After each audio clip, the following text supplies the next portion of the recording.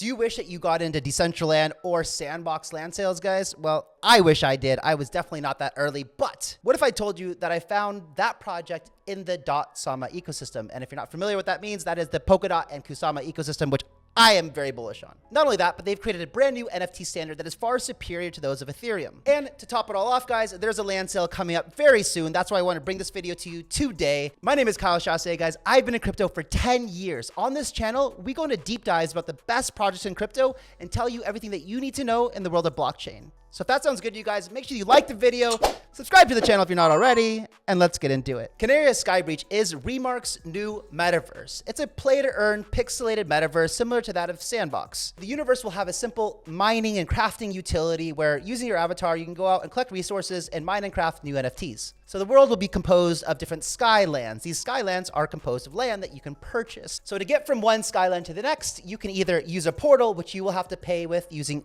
REMARK tokens, or if you've got a Kanaria Skybreach, you can travel there for free. So in Skybreach, lands are NFTs. On your land, you could put up a billboard for advertising, and then you could actually tokenize that billboard and give those tokens out to your community, therefore having a community-owned billboard that gets to reap the benefits of the advertising revenue. That's pretty cool. This goes obviously far beyond billboards. You could have community-owned arenas or restaurants or shopping malls or whatever you want. The sky is your limit. So what is REMARK? Well, REMARK developed a new set of NFT standards that are far more superior to traditional Ethereum ERC 721s and other like Solana NFTs, for example. These NFTs are composable, meaning that you can actually use them in other metaverse or other games or other protocols, even as REMARK plans to expand out beyond just the dotsama ecosystem into other layer 1 protocols as well. Think of the REMARK protocol kind of like Legos, building blocks, and it allows the artist or creator or game designer to essentially have unlimited flexibility in the way that an NFT can mature or grow throughout its life cycle.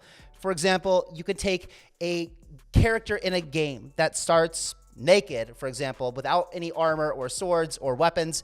And over time, that NFT, which is a character, can actually attain more attributes like strength or health or swords or armor or hair or clothes, whatever. And these actually become part of the original NFT, making the NFT more versatile, more complex, more usable, and more valuable. So Kanaria pays homage to Kusama, which is Polkadot's wild, untamed cousin, and they're essentially birds that demonstrated the abilities of these special utilities that REMARK has created. So if you really want a good example of all the kinds of utility that one of these NFTs can offer, go check out the Kanaria website and marketplace, and you can see that these birds have the ability to change the accessories that they have on there. They also have certain gemstones that grant it certain unique privileges or abilities. And these gems are actually individual NFTs that were added to the base NFT to make it more diverse, more functional, more valuable. I've been onto this Kanaria thing for a while because I am very bullish in the Polkadot and Kusama ecosystem. But these Kanaria birds will be used in this new metaverse we're talking about today, Skybreach. And if you have one of these birds, you'll be allowed to transport around the metaverse without having to pay transportation fees. And who doesn't want to drive unlimited miles without filling up their gas tank,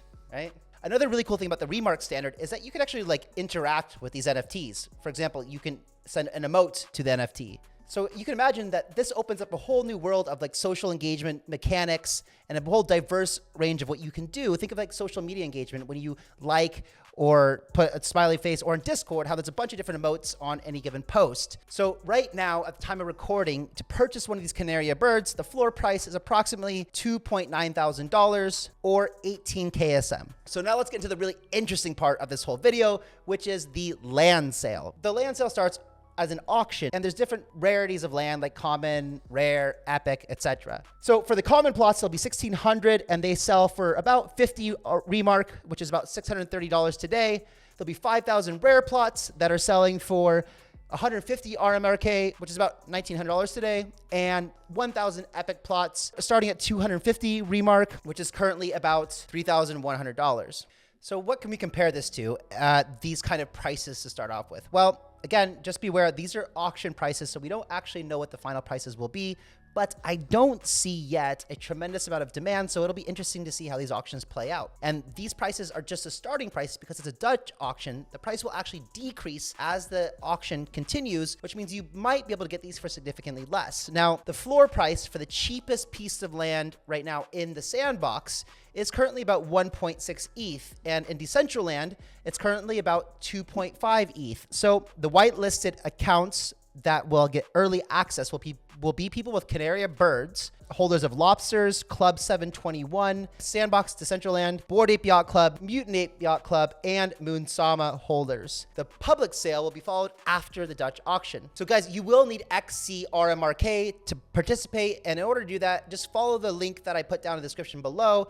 So guys, in the metaverse, like, what can you do? Obviously, there's a social aspect to it. There's going to be crafting and mining. You can build on your land. And of course, this is going to be decentralized metaverse. So things like DAO structures and governance on the land will be implemented, and the Kanaria birds will govern the entire metaverse. Now, there's a really cool thing that they're implementing, calling a decay strike. Now, this is to prevent land hoarding. You see people who got in really early to Sandbox or Decentraland who just bought up a tremendous amount of plots and just sat on them doing nothing, which leaves the metaverse a lack of development per se. So people are just squatting, not doing much. And this leads to a lack of innovation and development. And so what this decay strike essentially is doing is putting a timer on your land. So you will need to place an avatar on your land and actually improve it or upgrade it or build something.